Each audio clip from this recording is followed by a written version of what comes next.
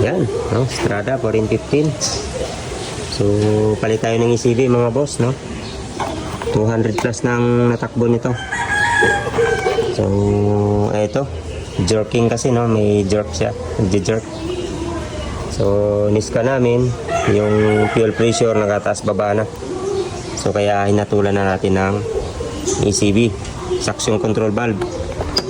Okay. So, kaya napahaba tong ano nito, bilyahe. Kasi malaga naman si Busing sa pagpalit ng fuel filter. Ito lang ang ano nyo mga boss, no? Malagaan nyo lang sa pagpalit ng fuel filter. Para tatagal din tong ECB. Kasi si dealer kasi 120 na papalit na yan. 120,000 mileage, no? Papalit na sila nito. So 200 plus na to mga boss. Alaga lang tayo sa fuel filter.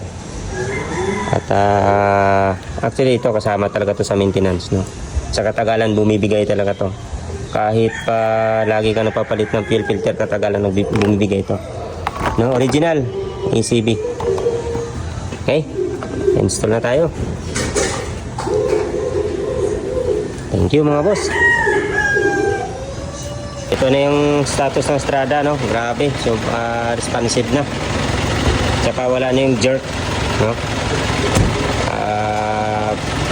Ang ganda na ng hatak mga boss. Sige, yun lang.